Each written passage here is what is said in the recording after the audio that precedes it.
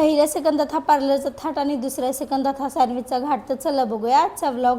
व्हिडिओची सुरुवात भलेही पार्लरने झाली असो, पण खरी सुरुवात मात्र माझ्या उपम्याने झाली, उपम्याच्या फोडणीने. उपमा खाल्ला, कपडे वगैरे वाळत टाकले, पिलूला असं झोपलेलं बघून मी पण गपचूप निघलं माझ्या पार्लरच्या क्लासला. आणि उन्हापासून वाचायचं असं होतं ना, म्हणून असा डाकूचा अवतार केला होता.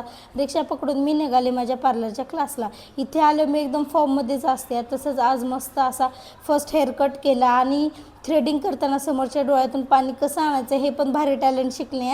सगळं एकदम प्रोफेशनल वाटत होतं. बघून कधी कधी वाटतं की स्वतःचं पण एक मोठं सलून असावं.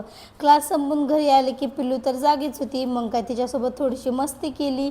त्यानंतर परत माझ्या अंगातला एकदम मास्टर शेफ जागा झाला. मग भाज्या चिरल्या, मेयोनीज आणि केचपचा एकदम मस्त असा तडका दिला आणि भन्नाट फिलिंग झालं होतं बरं का आमचं. सँडविचचं चटणी लावली, भरपूर असं चीज खिसलं आणि तव्यावर गरम गरम सँडविच मस्त भाजून काढलं.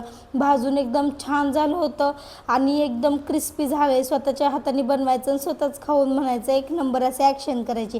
यासारखं सुख ना जगात कुठेच नाही आहे. रात्रीच्या जेवणामध्ये आमरस, भेंडीची भाजी आणि पोळी. आत्मा एकदम तृप्त झाला होता. तर बाय, आणि सबस्क्राईब करायला विसरू नका. Thanks for watching.